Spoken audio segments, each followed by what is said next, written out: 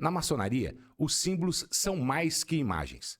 São chaves para mistérios, instrumentos de aprendizado e pontes para o autoconhecimento. Assim como em nossa tradição, outras correntes filosóficas também se apoiam no simbolismo para revelar arquétipos universais. O tarô, por exemplo, é uma dessas ferramentas.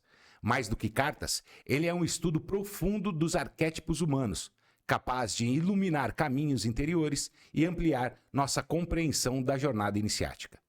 Hoje vamos explorar como o simbolismo do tarô dialoga com a tradição maçônica e como esse estudo pode enriquecer nosso aprendizado e nossa busca por autoconhecimento. Um assunto interessante que vai ampliar os seus conhecimentos. Então, prepare a sua caneca de café e se ajeite no sofá. Depois da vinheta, a gente volta com esse assunto.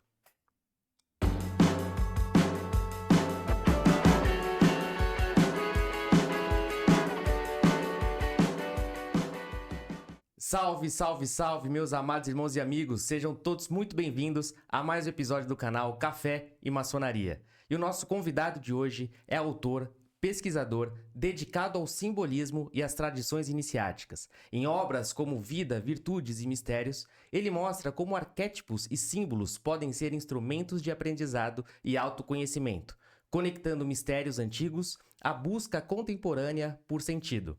Amado irmão Alexandre Garzeri, seja muito bem-vindo, meu amado irmão. Estamos muito felizes com a sua presença. Olá, queridos irmãos Jean e Léo, do Café e Maçonaria.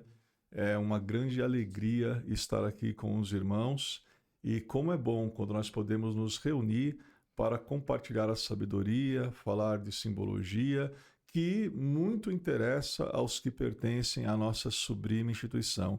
Então, eu agradeço aos irmãos por me receberem e estamos aí à disposição porque vamos entrar num oceano extremamente simbólico, amplo e vasto para quem gosta do tema. E o prazer e a honra é toda nossa, viu, irmão? Muito obrigado por você estar aqui. A gente vai começar esse papo, mas antes deixa eu dar os recadinhos da paróquia, porque senão a voz da consciência fica me buzinando aqui. Você não falou. Então vamos falar, vamos começar. É o seguinte, primeira coisa, a gente está com uma parceria nova. Esse é o primeiro programa do ano de 2026, estamos inaugurando o ano. Então, meus irmãos, sejam bem-vindos ao ano de 2026 aqui no Café e Maçonaria. E esse primeiro programa é com uma parceria nova, é a Troy Motors. A Troy Motors é uma nova loja de veículos que está sendo inaugurada lá em São Bernardo, é do nosso irmão Brizola, o irmão de maior competência nesse negócio, negócio de compra e venda de veículos. Essa loja vai ser inaugurada ainda lá em março, mas o irmão já está trabalhando com isso, já está formando o estoque, já está comprando, vendendo. Então, vai estar aqui na descrição, vai estar aparecendo aqui na tela o Instagram, o contato deles. Entre em contato com eles. Se você está pensando em vender seu carro, irmão, vai trocar o carro no ano de 2026, não esquece de falar com o irmão Brizola lá na Troy Motors, beleza? É lá em São Bernardo do Campo. Então, é uma empresa muito boa, porque esse irmão é um cara especializado nesse negócio. Legal? Então, e fica ligado que nos próximos episódios a gente vai posicionando vocês como é que vai estar a inauguração da loja lá, vai ser muito legal. Boa. Outra coisa que outra parceira nossa é a Focal Ótica, já está conosco desde o começo. Óculos de qualidade, tecnologia, não esquece. Está precisando de um óculos, irmão? Você vai lá no Focal Óticas, está aparecendo aqui o Instagram deles, vai atrás para você fazer o seu óculos de qualidade, beleza? E também lembrando da Jax Office, que cuida aqui do nosso estúdio, cuida da nossa edição, cuida das nossas redes sociais. Precisando desse serviço, procura a Jax Office. Voz da Consciência. Ah, tá bom, calma, já lembrei, não precisa brigar comigo.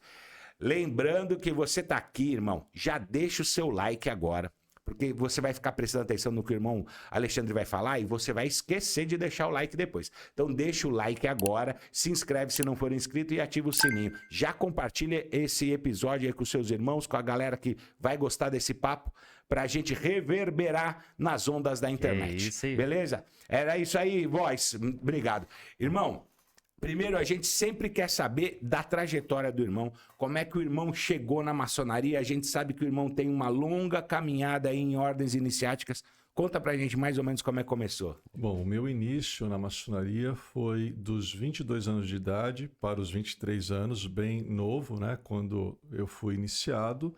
na Augusta e Respeitável Loja Simbólica, 28 de julho, número 133, do Oriente de São Caetano do Sul, aonde nós estamos até hoje. São aí 30 e 31 anos, né, de ordem, e uma ordem que, entre outras que nós fazemos parte, eu falo assim, que eu mais amo de coração, porque aquilo ali é um livro, né, de pedra, com símbolos, com alegorias, e que vale muito a pena você folhear as páginas, principalmente se você gosta de estudar, se você procura o autoconhecimento, se você procura a evolução de consciência.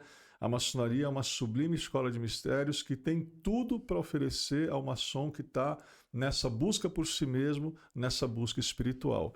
Então essa jornada começou mais ou menos há 31 anos atrás, e a gente tem satisfação em dizer que ela continua e que a cada reunião que temos só aumenta o interesse pela ordem. E olha, eu vou te dizer, meu irmão, a sua definição de maçonaria foi muito bonita, porque a gente vê que vem do coração mesmo, é uma coisa de sentimento mesmo. Parabéns pelo seu trabalho na ordem, mas eu sei que o irmão também faz parte de outras ordens iniciáticas. Sim, fala um pouquinho aí, faz uma lista aí. Então, dentro também do contexto, né, de maçonaria e de ordens paramaçônicas, nós estamos na presidência do Conselho Consultivo do capítulo Cavaleiros do Templo da Ordem de Molay, patrocinado pela minha loja, que ano que vem completa seus 25 anos. E, além desse contexto com os Demolays, esse contexto com a minha loja, eu comecei a me interessar pelos estudos relativos à área da evolução de consciência, por incrível que pareça, com 11 anos de idade. Isso foi nos anos 80, quando caiu nas minhas mãos um livro sobre parapsicologia. Eu já era criança, né? Mas criança se interessa. Naquela época que as crianças liam, né? As crianças têm que voltar a ler mais hoje em dia. Os adultos também, viu? Também, né? Que é a época que o povo lia, né? Então, eu já vi aquela palavra, parapsicologia. Falei, caramba, até agora a palavra mais difícil que eu conhecia era paralelepípedo, né? E agora o que é parapsicologia? E aí eu peguei, abri o livro e comecei a ler. Eu sei que eu li esse livro em 4 dias, e atrás, na contracapa, havia o restante da coleção. E naquela época, né, o pai patrocinava. Hoje os pais ainda continuam patrocinando um monte de coisa. E aí eu cheguei para meu pai e falei, pai, eu gostaria do resto da coleção. Ele, nosso irmão, né, economista, ele pegou, olhou, parapsicologia. Ele só deu uma olhada para ver, né, se era um assunto saudável, coisa e tal. Fala, bom, eu como pai, o que me interessa é que ele leia.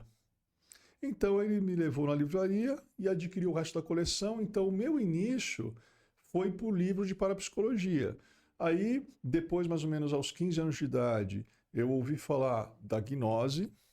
Aí após, já com 17, 18 anos de idade, a gente já entrou em vias rosacrucianas.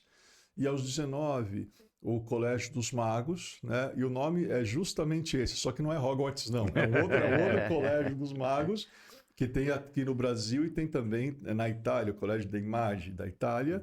E depois dos 19, desses 22 para 23 anos, a maçonaria, e aí depois também o envolvimento com certas ordens cavaleirescas, né? Templários, hospitalários, a Ordem de Malta, os Cavaleiros Benfeitores da Trindade Santa. E, além disso, a minha formação também é como design gráfico e formação em artes cênicas pelo Teatro Escola Macunaíma. Então dá para o irmão ver que é uma vida, assim, bem complexa. Por isso que a gente dorme por dia, mais ou menos, no máximo 4 horas. Porque Nossa, é muita coisa para fazer. E ainda mais, autor, né?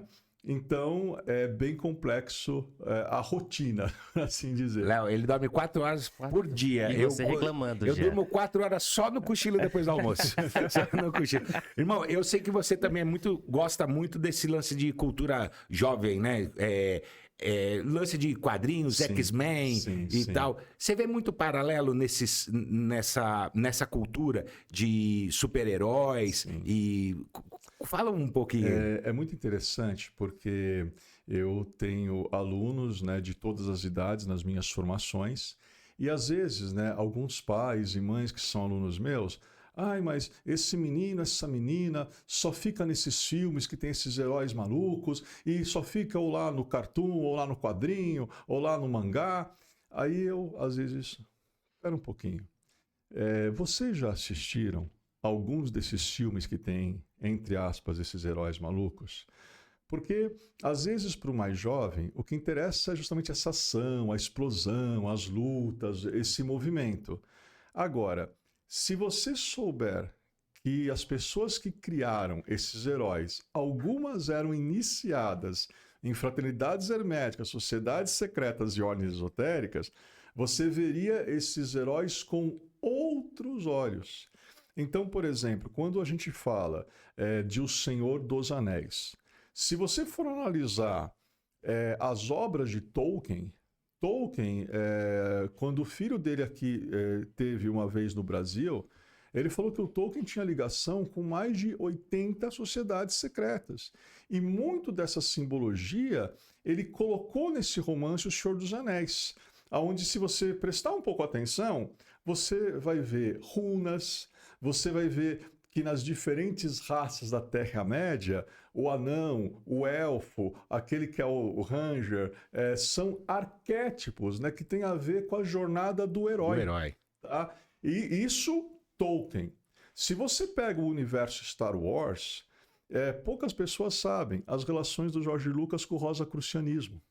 Agora, quando você vê a Ordem Jedi, e aí você vê os graus que tem nessa ordem, né? Você tem lá o que seria o aprendiz, e aí depois ele vai se tornar Jedi Knight, e aí depois tem os mestres. Pô, interessante, 3 graus.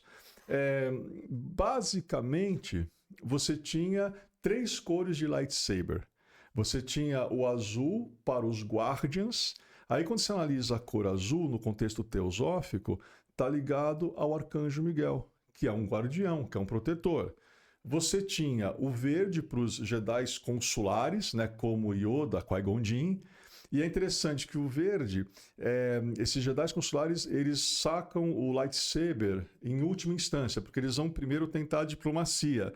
Agora você pensa, o verde ele é uma associação de azul, que é poder, com amarelo, que é sabedoria. Né? Então, quando você tem sabedoria, nem sempre você precisa usar o poder em primeiro lugar, daí porque é a diplomacia. E você tem, eu vou ficar na Ordem Jedi, porque eu não gosto muito de Sith, eu já entrego o meu lado. Você tem a última cor, que eram os Jedi Sentinelas, que eles têm o lightsaber dourado e eles são espiões. Então eles se infiltram até às vezes no lado sombrio da força.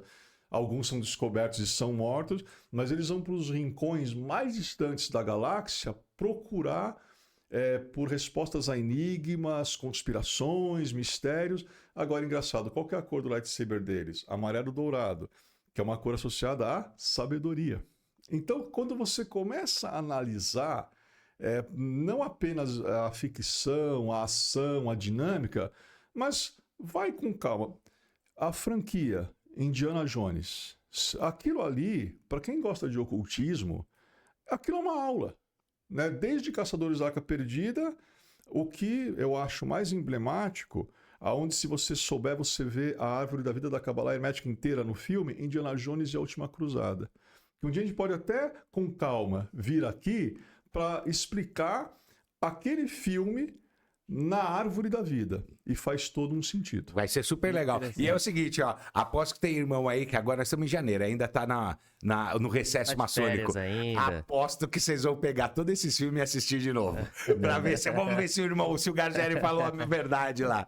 Muito legal esse paralelo, viu, meu irmão? Tem o pessoal, por exemplo, a criançada e jovens, né? Não só hoje, que já foi lançado tem um bom tempo, mas, por exemplo, a J.K. Rowling, de Harry Potter.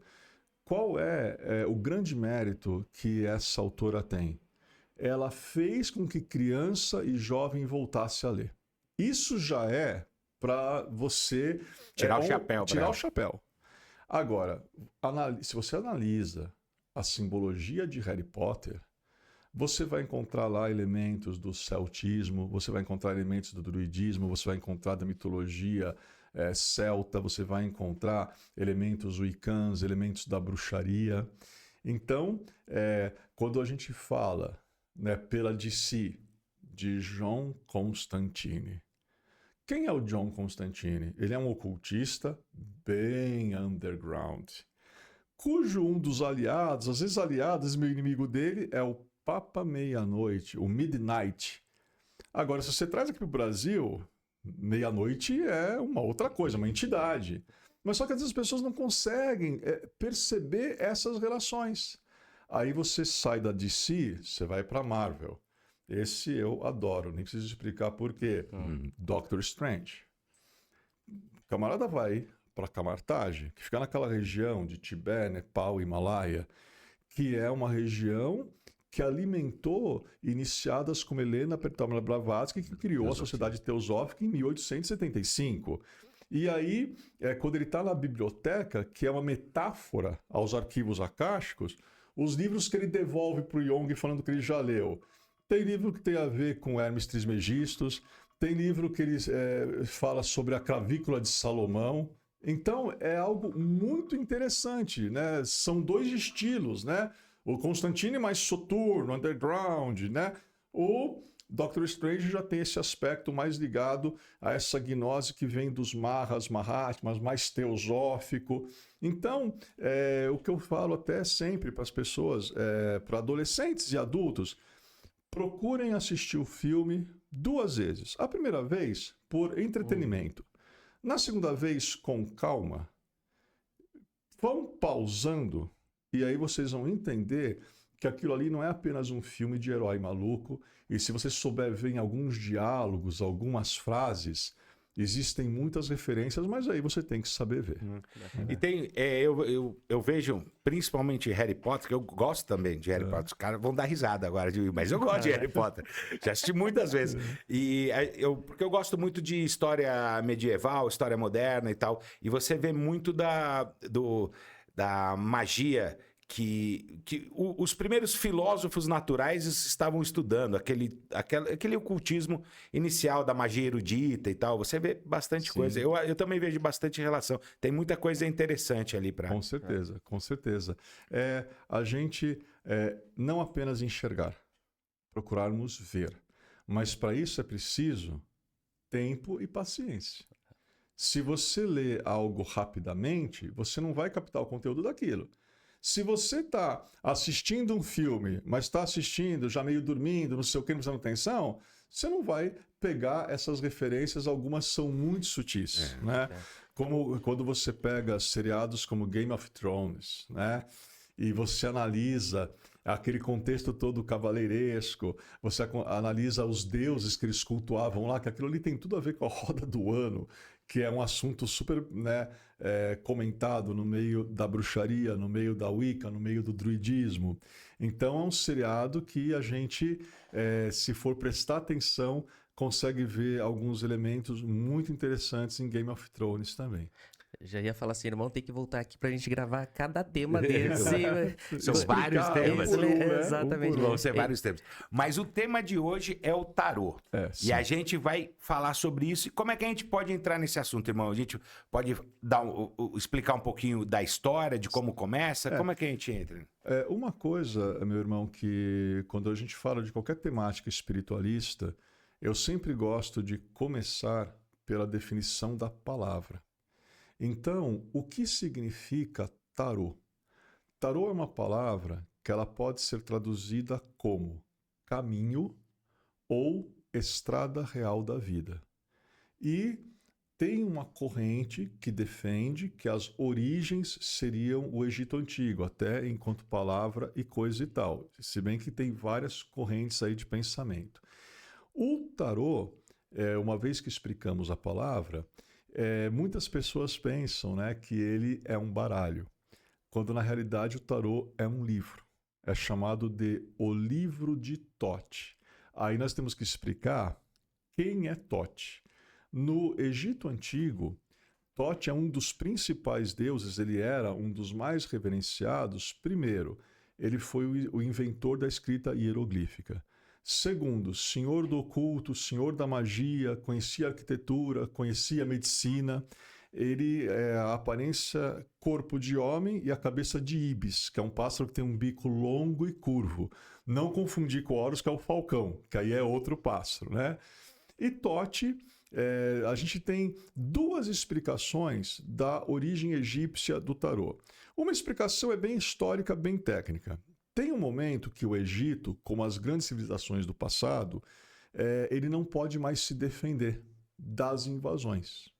E quando você não pode mais se defender, o que você pensa em fazer? Como que eu vou preservar os usos e costumes desse povo? Né? Porque é importante que, de alguma maneira, nós tentemos para a posteridade. Para a posteridade.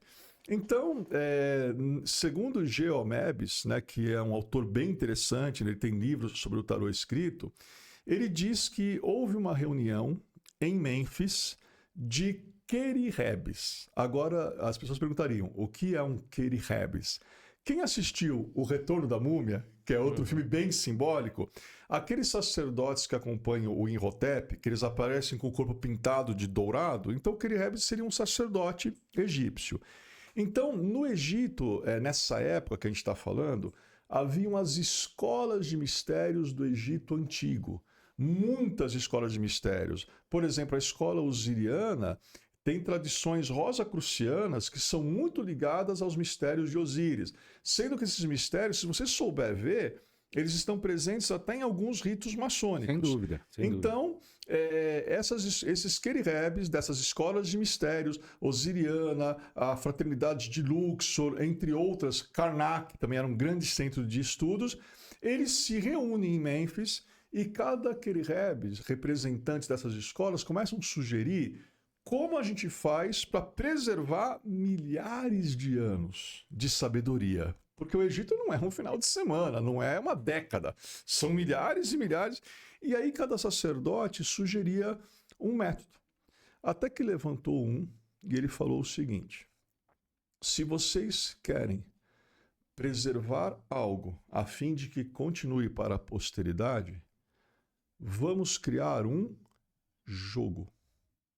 E codificado. Sim, então, mas quando ele falou a palavra jogo, o templo quase veio abaixo. Só não veio porque os engenheiros e arquitetos que construíram eram muito bons. Eram bons. Porque você não podia pronunciar certas palavras ligadas ao mundo profano nesses santuários egípcios. E esse sacerdote falou jogo lá dentro. Então, até avançaram, tiveram que conter, os ânimos, né, acalmaram para ele poder explicar.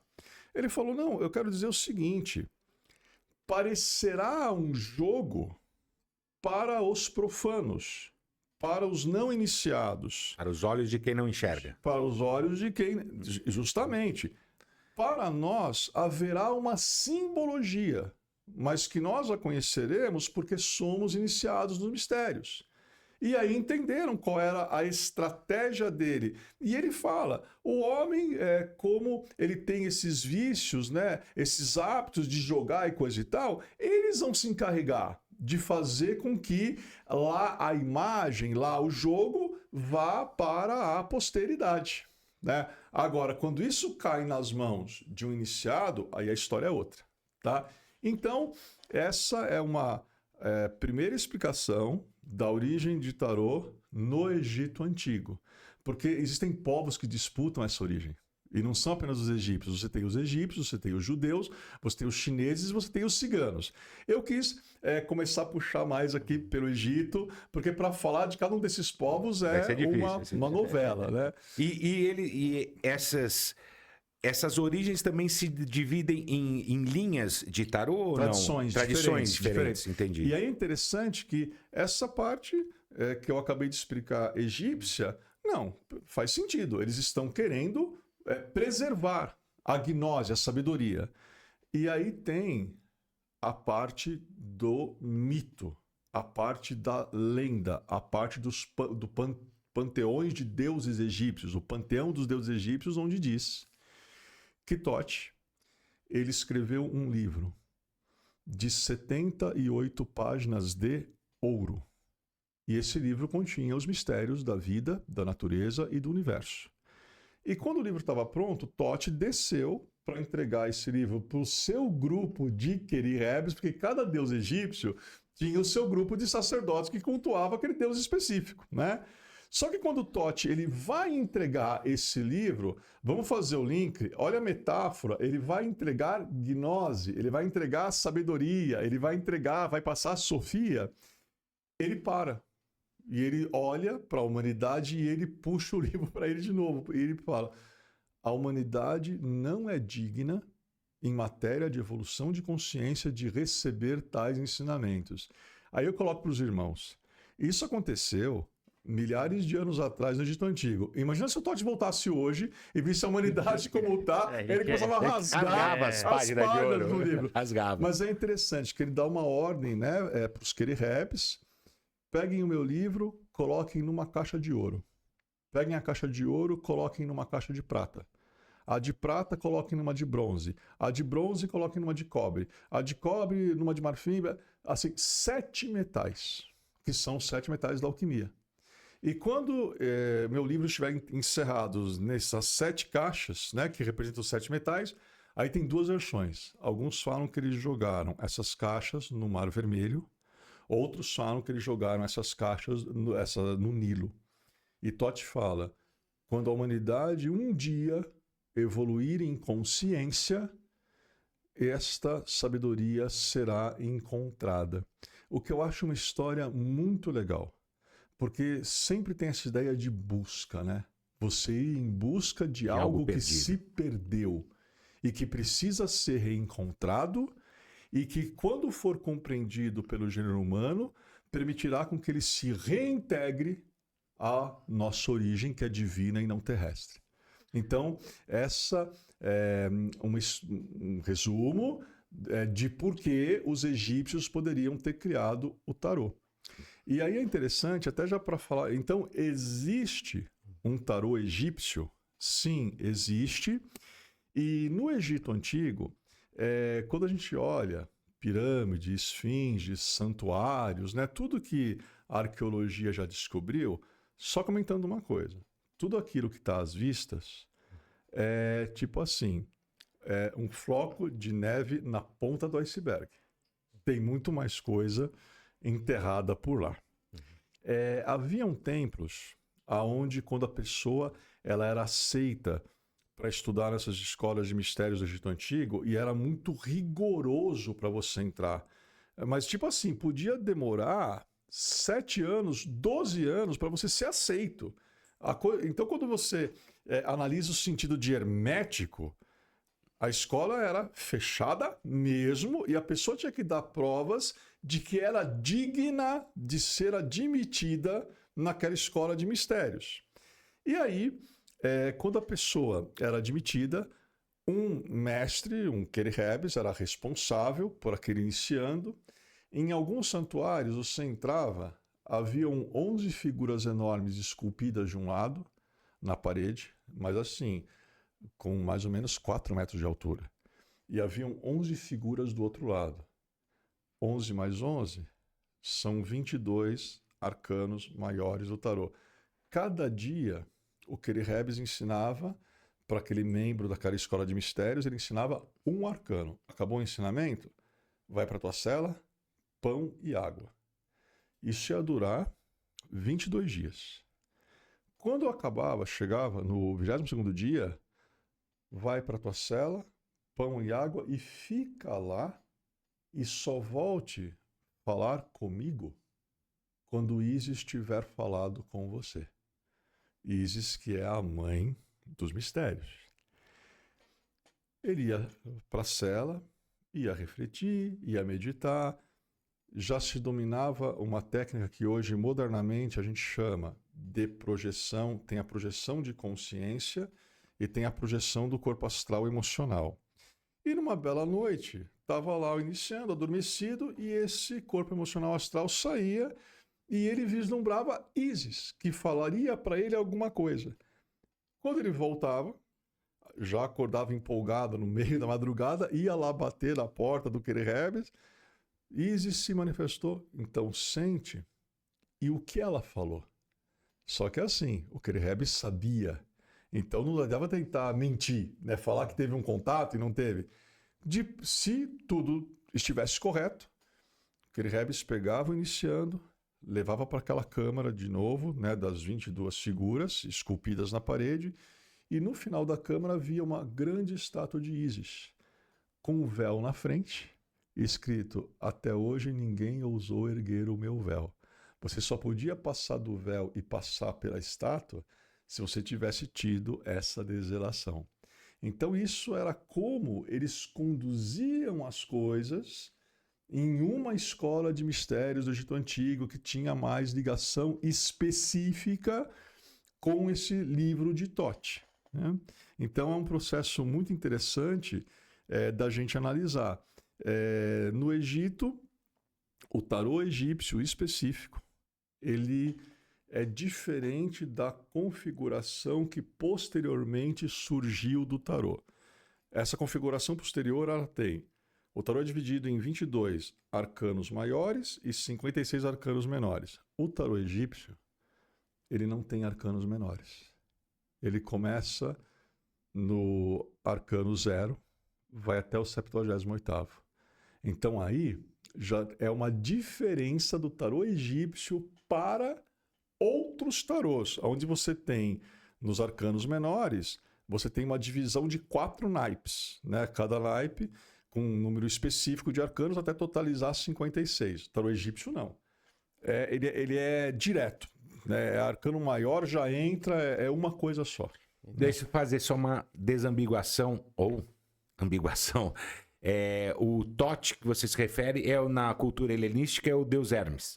Tem relação, né? Tá. E no Egito Antigo, onde falam do Hermes Trismegistus, alguns até, como Hermes Trismegistus era muito iluminado, alguns até achavam que ele fosse o próprio Tote. Isso, Então isso vai refletir lá no corpus hermético e tal? Totalmente. Não, isso é nítido. Então, né? quem está estudando aí hermetismo, leis herméticas, vai topar com essas mesmas coisas. Vai precisar. Vai precisar saber. Não, você começa a pensar. 22 arcanos. Existem um monte de alfabetos que tem 22, 23 letras. E tem uma ligação. Tote, Hermes Trismegistus, o Hermes, da Grécia, Mercúrio para os romanos, né? Então, são divindades ligadas ao quê? A gnose, ligadas a conhecimento, comunicação, expressão, né? Então tem toda aí uma relação. E eu estou falando aqui, falando, eu falo assim, vocês já repararam, né? Do tarô e dos arcanos, né? Só explicar, a gente explicou o que quer dizer a palavra tarô, explicar agora o que quer dizer o termo arcano. Arcano vem do latim arcanum, que quer dizer mistério. Porque existem duas escolas quando nós falamos de astrologia, numerologia, geomancia, tarô, runas, quando falamos de búzios, falamos de I Ching, quando falamos de ciências mânticas ou então de oráculos, você tem a escola clássica, ortodoxa e antiga, que é na qual eu sou formado, é a que eu represento há mais de 35 anos, e você tem a neo-escola. Então, às vezes, a maneira que o tarólogo fala indica se ele é neo-escola ou escola clássica ortodoxa antiga. Então, na neo-escola usa-se o termo carta de tarô. Na escola clássica, arcano de tarô. E arcanum, mistério. Então, tarô é caminho e arcano, mistério. Caminho dos mistérios. Então, sim. Tarô é caminho ou estrada real da vida, né? Mas é um caminho dos mistérios. Interessantíssimo. Vamos agora, muito, muito interessante essa parte desse tarô egípcio. Mas a maioria das pessoas conhece o tarô. Eu, por exemplo, o que a gente sabe de tarô é de uma formação lá da Idade Média, na Europa e tal. E como é que surge esse? É uma evolução do outro? Vem por causa dessa ligação, ou melhor dizendo, desse contato que a cultura ocidental teve com a cultura oriental durante as cruzadas. Sim, Como é que surge esse tarô que a gente mais ouve falar que teria começado na Europa? Eu foquei mais nos egípcios, mas eu falei também de outros 3 povos. Alô? Os judeus, que durante um certo tempo foram cativos no Egito. E quando eles saíram de lá, é impossível ambos os povos não trocarem, né, ao longo de todo o tempo que ficaram lá, sabedoria, conhecimento. Então, os judeus trouxeram algo com eles do Egito, mas era um povo que também se relacionava com outros povos. Está incluído toda uma região, uma cultura, sem dúvida. Alguns se relacionavam com ciganos. Bom, aí você chega no mundo cigano, que naquela época eram nômades, e eles cruzavam o mundo inteiro e chegavam até o Oriente, onde você vai ter conexão com os chineses. Então é mais ou menos esse o roteiro que o tarô vai fazer. Se bem que a China tem aquela muralha, né? Eu falo assim, lá é outro mundo. Os chineses, eles não criaram o tarô. Eles criaram papel moeda, eles criaram o dominó. É muito interessante também a colaboração deles com o macarrão. Eu que descendo de italiano, né? Ainda bem, graças a... Né? E eles, a pólvora. E eles também tinham lá um conjunto de tabuinhas que tinha pintado flores, plantas, animais. Com o passar do tempo, esse conjunto evoluiu, parte originou o dominó, e aí alguns dizem, né, que parte teria originado o tarô. Não, porque os chineses eles têm o próprio oráculo deles, e o oráculo deles não é o tarô. O oráculo deles é o I Ching, o livro das mutações, que você pode jogar com varetas tradicionais de minefólio, olha o nível, vareta de minefólio, ou você pode jogar com moedas, aquelas moedas típicas chinesas, que até se usa muito no Feng Shui e coisa e tal. Então, esses 4 povos que eu fiz agora um resuminho, isso vai fazer, principalmente através dos ciganos e coisa e tal, dos cruzados, com que essas figuras cheguem na Europa, aonde vão ser modificadas. Parte vai originar o baralho comum de jogar e também nós vamos ver os tarôs europeus surgindo. Depois que a gente falou do Egito, uma opinião pessoal minha, o segundo tarô que eu procuro ensinar para meus alunos, e eu acho que a gente tem que falar, o tarô clássico de Marsella, que eu trouxe um aqui, que é um trabalho fantástico, né, de um grande mestre de tarô chamado Alejandro Jodorowsky, e ele restaurou o tarô de Marsella às cores originais, depois de uma pesquisa de muitas décadas. Então, eu vou passar para o Léo aqui, né, vou passar também um arcano para o irmão aqui. Marsella, se você for reparar, tem um estilo medieval. Né? Sim. Marsella tem. Tá bom assim? Cada um vai apontar numa. Tá na do Léo? Então vai lá, Léo. Tá vendo? Pode continuar falando. Aproveitar, eu vou te passar esse aqui, Arcano 7, o carro, que até ele está com armadura. Marsella, quando você analisa a roupa dos personagens, o cenário que tem ao redor, é um estilo medieval. Eu falo, meu irmão, num curso na via clássica, ortodoxa, antiga. Eu repito muito isso porque aí adivinha qual que é meu signo. Capricórnio. E Capricórnio é muito tradicional. Então eu adoro repetir essas palavras. Mas nessa escola clássica, em um curso, você nunca estuda mais de um tarô de uma vez. Porque, por exemplo, o tarô de Marsella, existe um curso específico para ele, aonde a pessoa vai aprender não apenas sobre os arcanos, a pessoa vai aprender sobre Marsella, o sul da França, os cátaros, os mistérios do Santo Grau, um pouco sobre os templários, porque Marsella fala mais essa língua. Então tem que ser feito um estudo específico ligado a ele, né? Mas ele na minha opinião, o tarô um dos mais primordiais nesse aspecto medieval. Existem também outros tarôs, baralhos medievais, mas Marsella é o mais emblemático. A gente fala assim, o tarólogo, para ele ser considerado um tarólogo, ele precisa conhecer a simbologia de Marsella, a história de Marsella e saber interpretar o tarô de Marsella. E eu tô vendo aqui, meu irmão, que esse tarô de Marsella, pelo menos esses arcanos que você nos mostrou aqui, eles têm me parece, né, uma relação bastante grande com a arte católica, né? Tem, sim, né, bem Sim. típica da Idade Média, Sim. né, das representações de iluminuras católicas, né? Sim, sim. Lembra até alguns arcanos, ainda mais esse que foi restaurado e está belíssimo, lembram até vitrais de catedrais. Né? O estilo, tá? Porque a Igreja Católica ela era uma força muito contundente e muito presente naquela época. Então é claro que os artistas, não importando o tipo de arte que fossem fazer, e o tarô ele é um tipo de arte, é um estilo de arte. Existem milhares de tipos de diferentes tarôs hoje em dia, mas ele lembra esse aspecto eclesiástico, como eu falei. Se você vai estudar tarô de Marsella, nós vamos ter que estudar sul da França, René-le-Château, Montségur, os cátaros, os mistérios do Graal, de Madalena. Então, para quem gosta desse assunto, Marsella é o tarô ideal para se começar.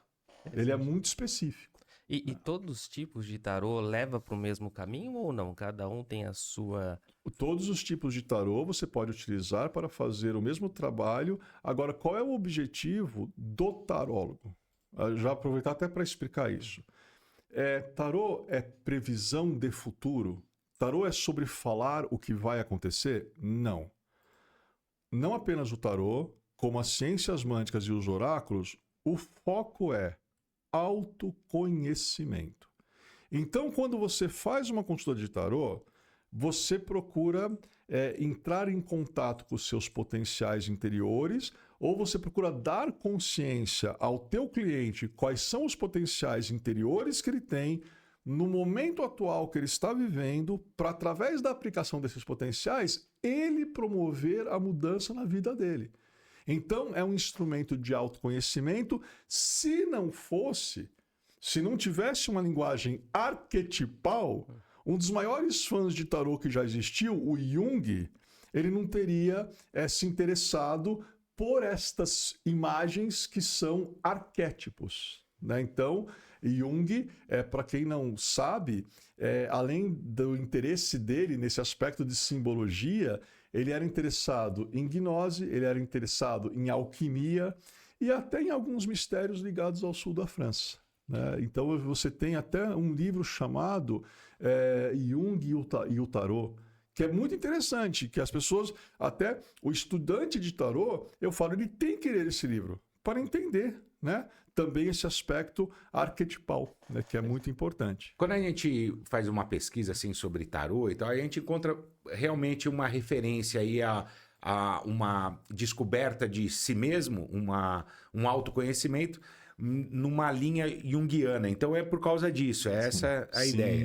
Sim. E a gente poderia dizer, depois a gente vai entrar um pouquinho mais nisso, mas a gente poderia dizer então que, por exemplo, como o irmão falou, uma consulta de tarô poderia ser comparada guardadas devidas proporções, né? a uma sessão de análise, por exemplo? É um momento de reflexão, tá? Falar um pouco de uma estrutura básica de consulta, onde você tem uma chave ligada ao momento atual, só que todo momento atual se iniciou em um passado. E todo momento atual, dependendo do que você estiver fazendo, tenderá a um futuro. Primeiro, quanto tempo leva uma consulta? E eu gostei que o irmão falou o termo certo. Consulta de tarô. Porque na via tradicional, o tarô só aceita dois termos. Consulta ou interpretação. Então você não fala, eu vou ler o tarô. Porque o que seria ler o tarô? Seria eu pegar aqui, eu pego uma caixa aqui e aí eu leio, né? Tarô de Marsella, isso é ler o tarô. Você não lê tarô, você não joga tarô, até porque os irmãos estão vendo alguns aqui, são pesados. Se você for jogar e acertar alguém, não vai ser legal. Você não lê tarô, você não joga tarô, você não tira... tira o tarô para mim? Mas como assim? Tirar e colocar onde? Não, também você não tira tarô. Você não deita tarô. Ah, deita as cartas para mim. Sempre que eu ouço esse termo deita, eu fico pensando naquelas casas pequenas que tem cama, pequena. Comprar uma, você colocar o tarô e cobrir. Mas aí talvez um sincretismo com religiões, esse negócio de deitar. São assim termos, é aquilo que eu falei, pelos termos que a pessoa usa, você sabe se é escola clássica ou neo-escola. O tarô você fala, como o irmão falou, consulta de tarô ou interpretação de tarô. Quanto tempo leva uma consulta? Olha, não menos do que 2 horas. Isso trabalhando com 3 arcanos.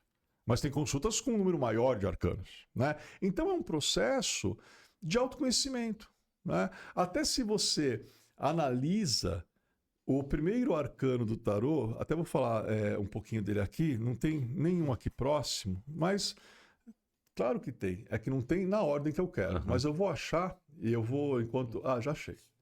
O primeiro arcano do tarô é o arcano 0, né? O arcano do louco. Que é engraçado que é um peregrino. Ele tem uma sacola que ele carrega no ombro. No tarô Elo Cósmico, que é esse tarô criado pela Bárbara Veneziani, esse, meus irmãos, é o tarô da Bárbara Veneziani e o meu tarô. Entendi. O qual eu assino o livro. Gente, vamos falar dele. Já a gente vai chegar nessa sequência até chegar nele. Mas o arcano do louco, ele é o quê? Ele é um peregrino que está iniciando uma jornada. Em alguns tarôs a gente vê que o louco está saindo de uma caverna. Olha que coisa iniciática. Que antigamente, uma relação muito grande, né? Então, antigamente nos mistérios mitraicos, né? Como que era o local que os adeptos do mitraísmo eles se reuniam? Era uma caverna que era chamada de Mitraion, né? Então, o louco, que na Grécia Antiga seria um personagem chamado Dioniso Íaco. Agora, o que quer dizer o termo Íaco? O nascido 2 vezes. Mas como assim nascido 2 vezes? Porque nós nascemos a primeira vez das nossas mães. E aí tem o nascimento iniciático. Iniciático, simbólico. Então, o louco, ele está começando a jornada, ou as viagens. E ele vai passar por 21 arcanos, aprendendo lições. Para lá no final, nós vermos se ele conseguiu chegar a restauração, a reparação e a iluminação. Então, quando você coloca isso numa consulta, o teu cliente está numa jornada, e essa jornada é o que a consulta desvela. Legal. Vamos apresentar Quer fazer uma pergunta? Eu ia fazer só um paralelo também, até falando um pouco de maçonaria. Na maçonaria, o caminhar, né, da maçonaria leva, através da simbologia de símbolos, o aprendizado. Então, guarda também essa relação aqui no tarô, como você está falando. Se você for olhar para alguns arcanos, e agora os espectadores que são iniciados entenderão, alguns arcanos, nitidamente, o que você tem na tua frente é um painel. Com símbolos que assim chega a ser inacreditável, e já eu vou mostrar um deles. Eu ia perguntar. Já. Vamos apresentar os outros, vamos lá. Guarda esse aqui. Esse aqui o primeiro foi Marcélia. Vou colocar o Marcélia aqui. Isso. Que ele é bem medieval, como o irmão falou. Aí aqui tem uma obra de arte que é o tarô da Hermetic Order of Golden Dawn. Que antes de tarô de Arthur Edward Waite, antes do tarô do Aleister Crowley, a gente precisa entender que ambos eles eram membros da Golden Dawn. E a Golden Dawn ela tem o tarô específico dela, que eu trouxe aqui, aonde no verso do arcano, olha o que a gente vê. E olha o estilo que os arcanos têm. Aqui passado, alguns arcanos para os irmãos verem, fazer o mesmo jogo que fizeram. É interessante que a gente também entende que as sociedades, algumas sociedades secretas, algumas ordens iniciáticas, algumas fraternidades herméticas, artistas conceberam tarôs específicos para aquela ordem. Claro que nós podemos colecionar, ter o tarô da Hermetic Order of Golden Dawn, mas ele faz mais sentido para alguém que for membro. né? Porque aí a pessoa interpreta por viés das simbologias daquela ordem. E até existem magias, cerimônias, rituais ligados a cada arcano. Então você pode trabalhar com cada arcano de maneira iniciática. E a Golden Dawn, ela também foi assim, responsável por uma difusão do tarô, muito, né? Muito. Eu costumo dizer, meu irmão, por exemplo, quando a gente trabalha com formação de tarólogos, de tarólogas, tem mais ou menos mais de 35 anos. E eu falo o seguinte: o tarô não é apenas conhecer o significado do arcano. O tarô é um estudo que vai envolver Cabalá hermética, astrologia, numerologia, entre outros elementos. Isso é muito uma visão da Golden Dawn, aonde eles tinham graus totalmente dedicados a esse tipo de estudo, onde entrava a Cabalá, onde entrava os arquétipos ligados aí, né, aos arcanos de tarô, e eles foram responsáveis por esta divulgação. Tanto que ocultistas que saíram da Golden Dawn, eles tinham os seus tarôs, né? Então a gente entende que o tarô era muito importante no currículo de estudo do membro da Golden Dawn.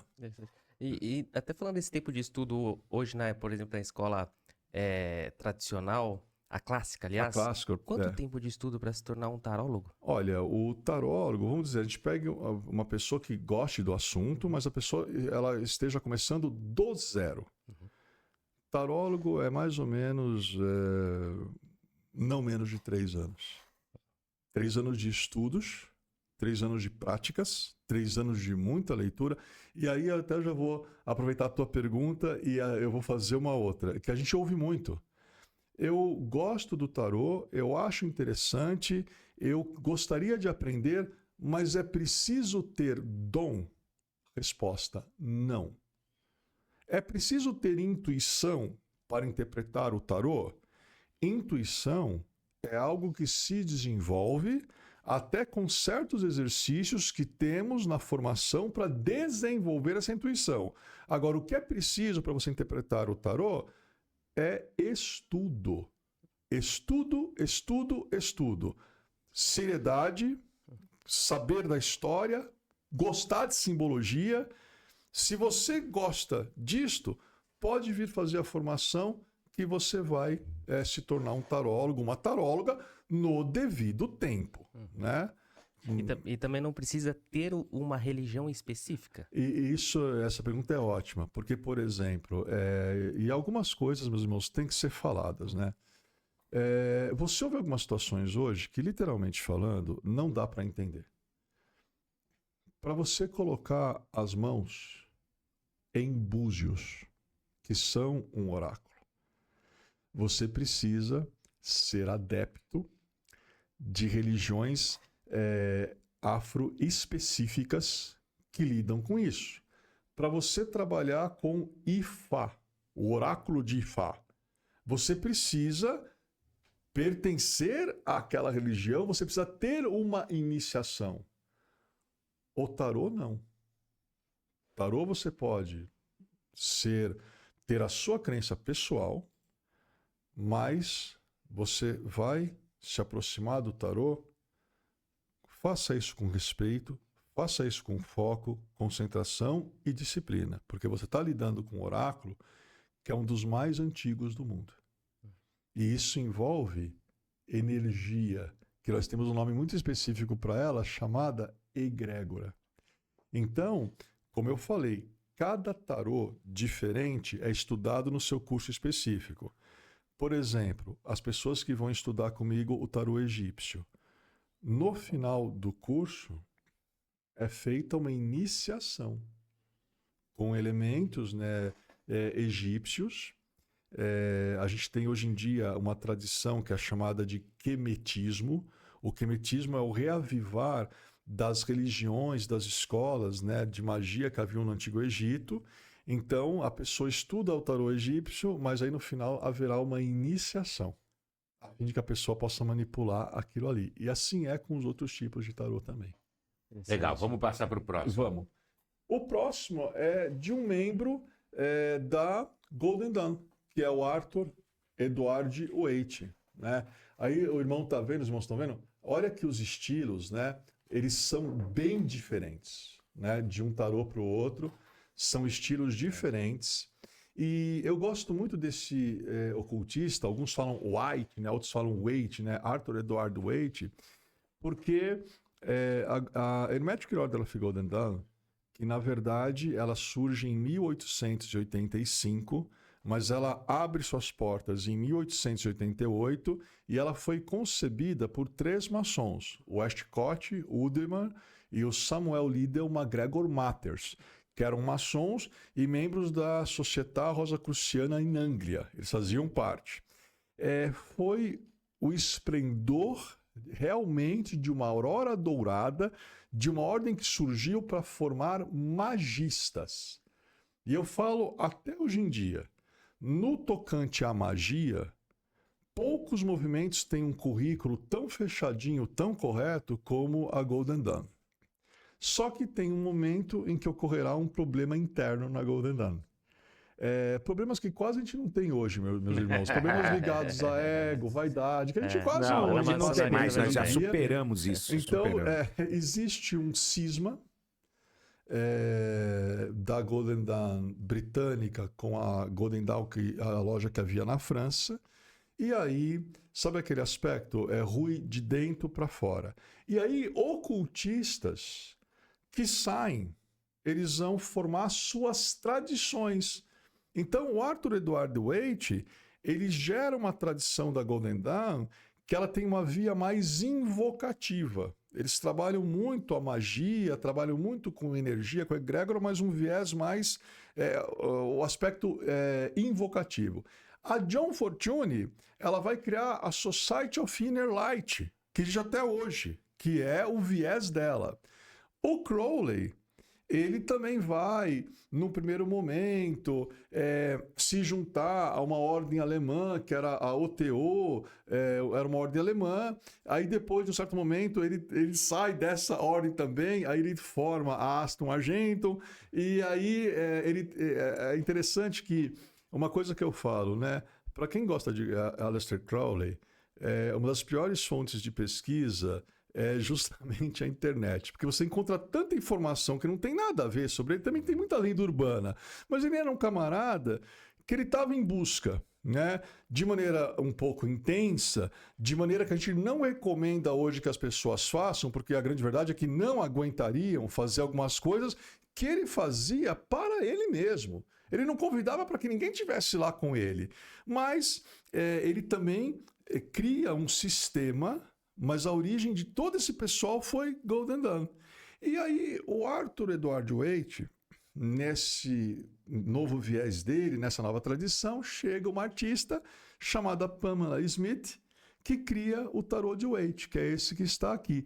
E no tarô de Waite, aí eu quero que o irmão mostre essa figura aqui.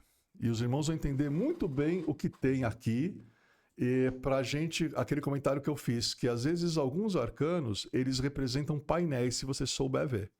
Aí nesse arcano, a gente vê o que seria uma catedral medieval, um canteiro de obras, onde existe alguém com avental, um maço e um cinzel na mão. Existe pelas outras vestes, né? Esse que está trabalhando seria o aprendiz. E aí teria o companheiro e o mestre. E isso é um tarô dos idos lá de 1800. Então a gente começa a entender que certos elementos de simbologia maçônica também acabaram, alguns artistas, né, até alguns que eram até iniciados na ordem, acabaram colocando esses elementos nos arcanos de tarô, né? Existe um tarô específico que é o tarô maçônico, que eu já vi e eu falo o seguinte, tem sentido para quem é iniciado na maçonaria. Quem não é, não vai conseguir entender. É uma simbologia muito específica para nós. Então, esse é o do Waite, que ele foi membro da Golden Dawn, o tarô de Arthur Edward Waite, e agora esse não precisa nem dizer de quem é, né? Porque você já vê essa figura, né? Deve ser a capa de algum disco de rock. Sim, deve ser. justamente. Agora, olha que lindo o verso do tarô dele. O tarô de Aleister Crowley, né? A gente vê aqui até na caixa, a gente até lê aqui, né? Ordo Templi Orientis, né? Esse tarô foi desenhado por Lady Frieda Harris, né? E é muito interessante o tipo de desenho, muito bonito. Se o irmão for pegar aqui, eu vou passar. Olha que interessante aqui no Arcano 14, a temperança. Vê o que está escrito, meu irmão, ao redor dela. Não consigo ler. Então eu vou. O que está escrito ao redor dela é vitriol. Né? Então, um arcano que tem a ver com alquimia, tem a ver com transmutação, né? E o Crowley é um tarô que, quando eu olho para as figuras, se você focar o olhar sem piscar, você tem a impressão que isso tudo começa a se movimentar, né? Então, é um dos tarôs mais bonitos, mas é o que eu digo.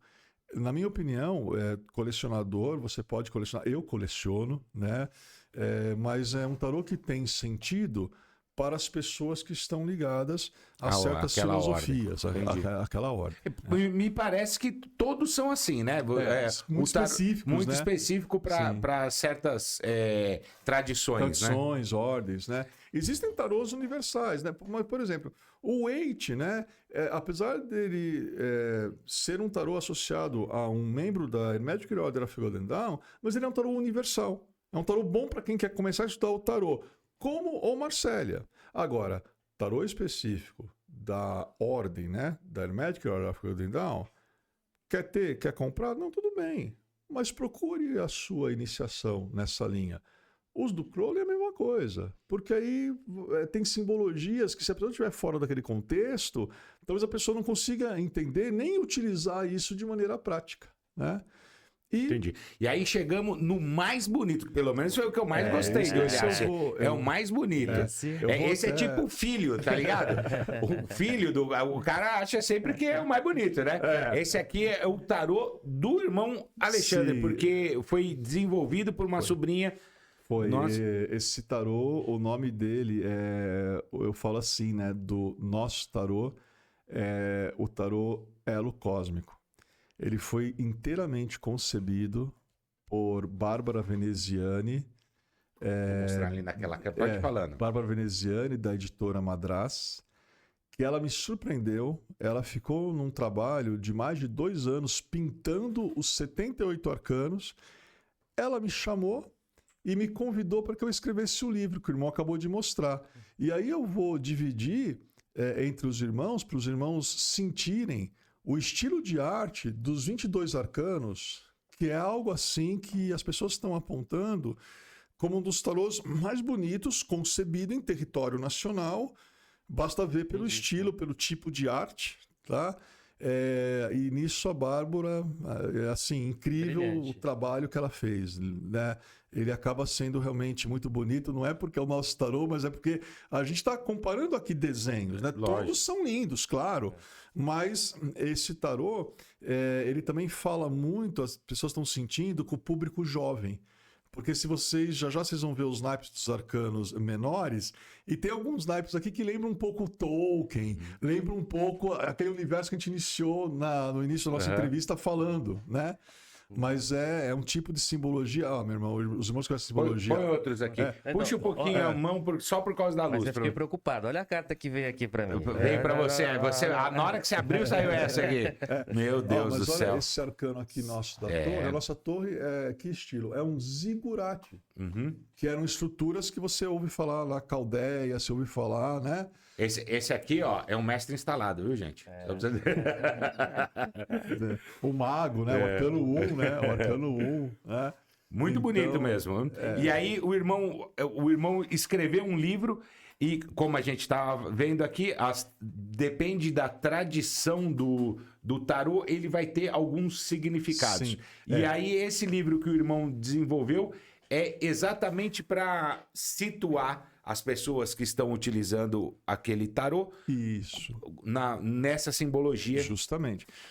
O tarô elo cósmico, ele surpreende porque ele surpreende pela beleza. Segundo, ele surpreende porque ele é um tarô universal. Então a pessoa pode começar a estudar. O livro é muito didático.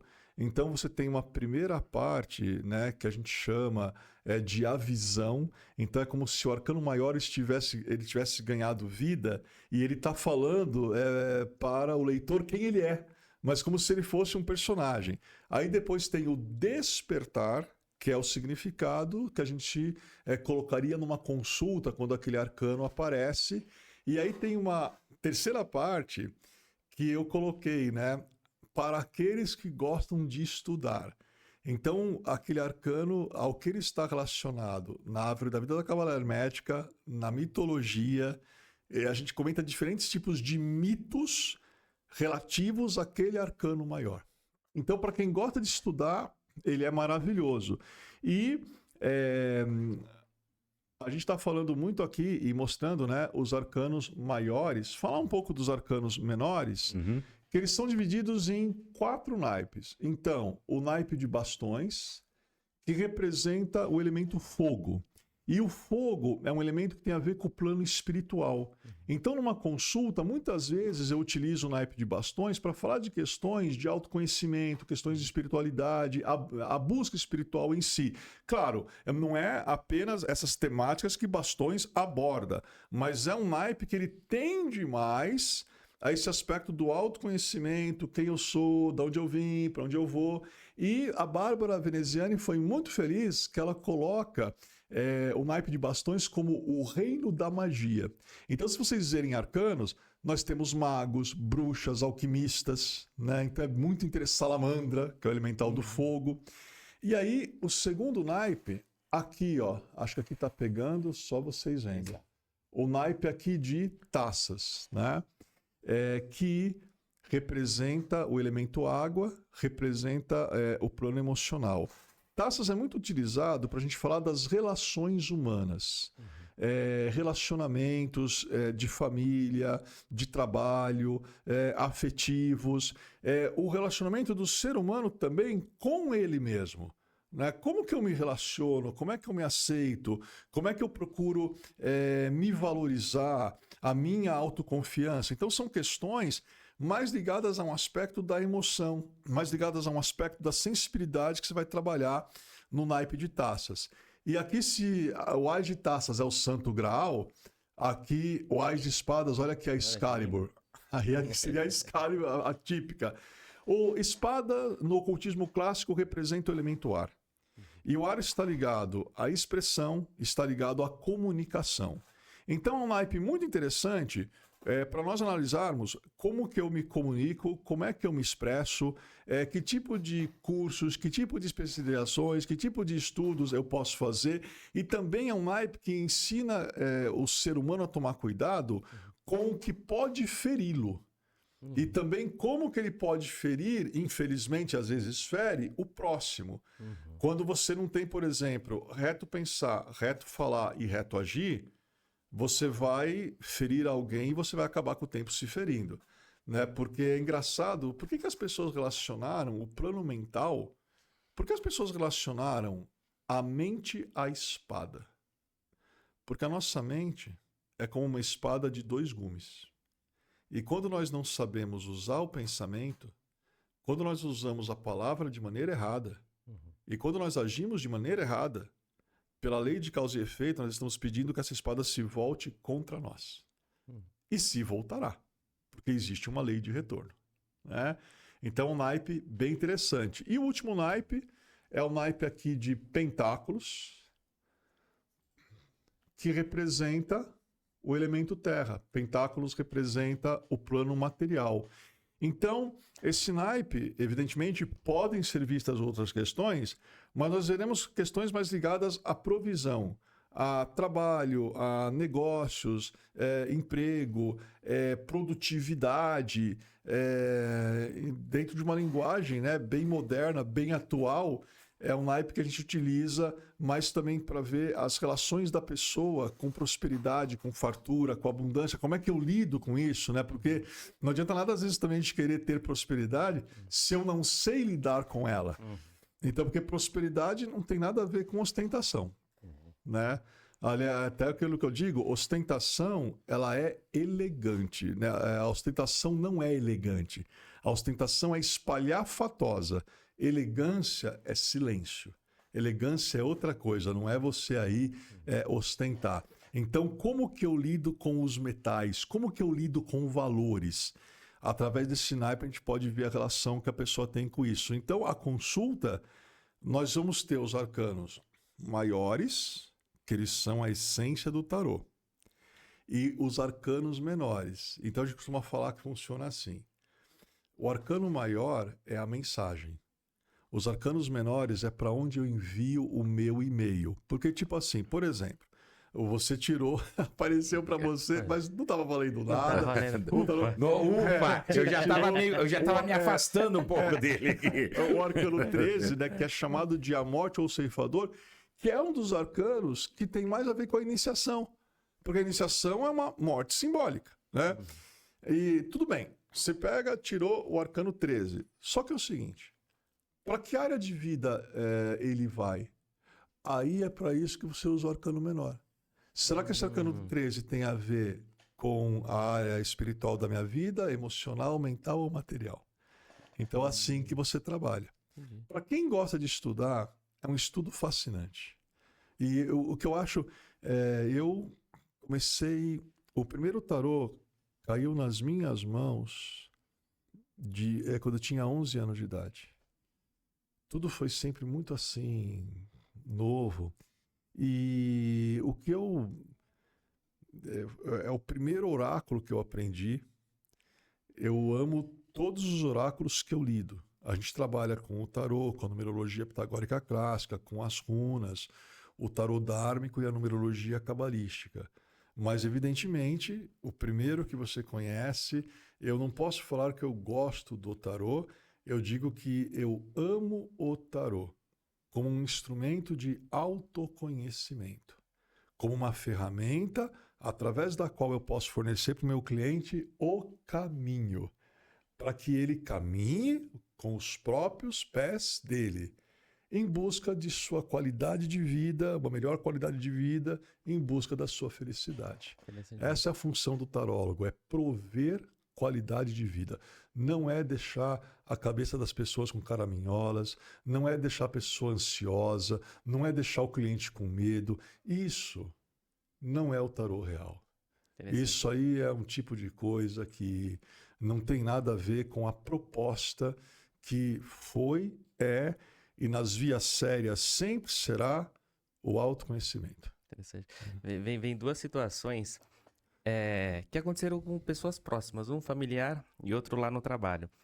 A gente está vendo aqui o quão estudo depende para você, enfim, falar sobre o tarô, aprender, se tornar um tarólogo, enfim. Tem uma situação que um parente, assim que casou, ela foi, um tarô, enfim, estava escrito. Ela falou assim, olha, a senhora vai se tornar viúva rápido. Chorou 30 dias seguidos, tinha acabado de se casar, tá aí até hoje. E uma outra situação também, lá no trabalho, tinha um caso importante, mais difícil, aí de repente o colega lá ligou num domingo, Léo, fique tranquilo, vai dar tudo certo, já deu certo. Oh, que bom, não sei o quê. Não, já deu certo. Por quê? Eu estava numa balada, bebidas, e ali não era tarô, mas eram runas. Aí ele acabou jogando e ele falou, vai dar certo. Não deu. Não deu certo. Não deu, Ah, que pena. Mas aí a culpa é sua, que você que não seguiu e tal. A orientação. Irmão, duas coisas agora. Primeiro, vamos falar um pouquinho, você já falou do livro, como é que as pessoas encontram esse livro? Faz o seu jabá aí, ó. Então, eu agradeço muito, né, o Café e Maçonaria pela oportunidade. Este livro, ele pode ser encontrado no próprio site da Editora Madras. Então, a pessoa vai até o site, faz a sua encomenda e a pessoa vai receber em casa. Então, pessoal, mas é outro, tá? Você vai comprar o seu. Esse é meu, que ele trouxe pra mim, inclusive ele vai... Eu peço mesmo. Ele vai autografar. Esse é meu, você compra o seu. E, então, lá na Editora Madras ele vai encontrar esse aqui. E ele foi lançado agora na última Bienal, foi isso? No ano passado. No ano passado. Ele foi lançado na Bienal do Livro e foi algo assim impressionante. Que a maneira que ele foi concebido é o que eu falo, foi extraordinário, porque é o que eu digo, eu recebi um presente. Porque você escrever sobre um tarô tão bonito, como autor, é você receber um presente, né? Então, ele foi lançado na Bienal e com um sucesso incrível da Bienal do ano passado, 2024 até agora. Assim, as pessoas estão gostando muito, estão fazendo resenhas. E como vocês viram aqui, além do livro ser muito técnico e claro, para quem quer aprender, a arte é muito bonita. E as pessoas estão comentando como uma obra de arte até. Legal. E, bom, então já sabe como encontra lá na Madras. O irmão quer deixar algum contato de Instagram, alguma coisa? Se tem isso aí, eu não... Eu tenho. E olha que coisa bacana. A gente conhece os significados, né? De arcanos, de runas e coisa e tal. Mas aí você tem que pegar o teu celular para você lembrar o teu Instagram. É um negócio maravilhoso, né? É um negócio maravilhoso. Mas... ele tem 78 arcanos de memória. Mais o né? Instagram dele. O @Alexandre Garzeri. Nós estamos colocando aqui na tela. Isso, minúsculo, né? Então, @Alexandre Garzeri. Até comenta, olha, eu vi lá o bate-papo, o café e maçonaria, me adiciona. Isso. E a gente vai ter assim. Manda um coraçãozinho lá pro irmão e fala que esse coraçãozinho é do café e maçonaria, pra gente reverberar. Isso, pra gente divulgar. Irmão, estamos chegando aqui no final desse papo, que foi muito legal. Eu queria agora só fazer uma consulta. Não é uma consulta, não. Bem no final ainda. Uma pergunta do seguinte, é assim. Vamos dizer que um irmão, agora falando dos maçons, um irmão maçom, ele não queira se tornar um tarólogo, ele não quer essa profundidade. Mas ele consegue, porque a maçonaria vai ensinar através de símbolos e a gente começa a fazer um processo mental de reconhecer símbolos. Sim. O irmão consegue, a partir de um tarô, fazer um estudo, desenvolver esse link entre simbologia? Fala para mim. É muito interessante que nós vimos aqui um arcano, uma catedral, com um aprendiz, um companheiro e um mestre desenhados no arcano, né? Claro que em estilo medieval, que seria um aprendiz na Idade Média, o mestre e o companheiro da Idade Média, né? Mas tanto nas figuras, nos arcanos do tarô, quanto no livro, existem irmãos que adquiriram esse livro e eles começam a ler e falam, nossa, mas agora o irmão Alexandre está falando com a gente. Agora, as pessoas que não são iniciadas acham interessante coisa e tal, mas elas não têm esse feeling. Opa, isso aqui ele está se comunicando, que a gente consegue ser muito sutil. E às vezes, em espaços onde nós temos irmãos que são nossos alunos, alguns irmãos chegam e falam assim, irmão Alexandre, eu queria te agradecer porque depois que eu comecei a estudar não só o tarô, mas a Cabalá Hermética com o irmão, eu comecei a enxergar a maçonaria numa oitava maior. É como realmente se abrisse uma cortina, é como se desvelasse o véu de Ísis e os símbolos que eu tenho aqui, quando você entra num templo maçônico, você tem símbolo para tudo quanto é canto.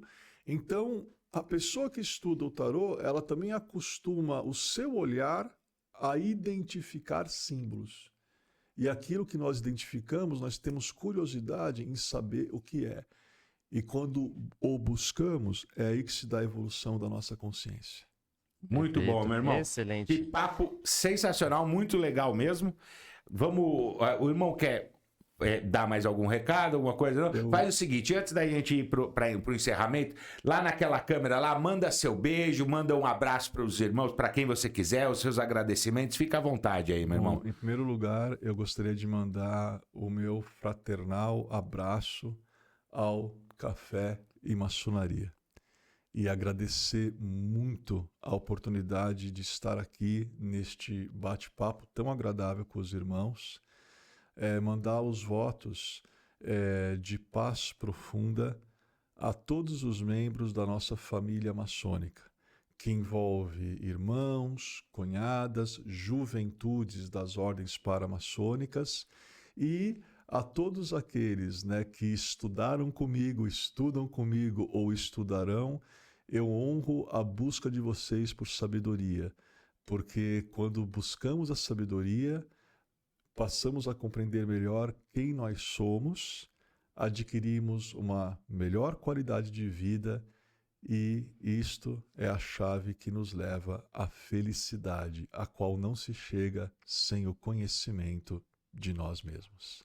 Gratidão. Sensacional. Voz da consciência. Tá pronto o corte, voz. Já tá pronto o corte, entendeu? Não precisa nem sofrer para fazer esse corte aí. Irmão, muito obrigado por esse papo. É o seguinte, galera, vamos para os nossos recadinhos finais aqui. Então vamos lá. Se vocês curtiram, já sabe, vocês né? Primeira coisa, vocês vão lá procurar o livro do irmão lá na Madras, beleza? O tarô é vendido lá também? Vem junto com o livro. Que maluco. Junto. Que moleza. É o tarô completo com o livro. Com o livro, pronto. Então procura lá na Madras,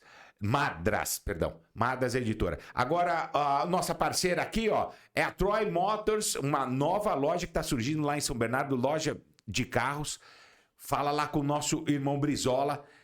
Inauguração em março, mas ele já está trabalhando. Está aqui aparecendo na tela o canal que vocês podem se comunicar com o irmão.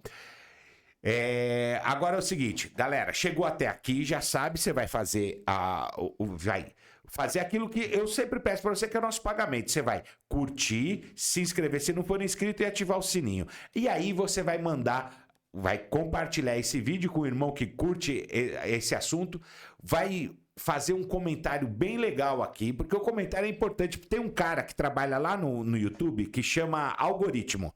Eu não sei como é que é a cara dele, mas todo mundo fala dele, é um cara muito famoso. E esse tal de Algoritmo gosta quando a galera conversa com a gente. Então, manda aí seu comentário que ajuda bastante o nosso canal, beleza? E também, nesse comentário, você vai colocar a palavra misteriosa de hoje, que é arcano.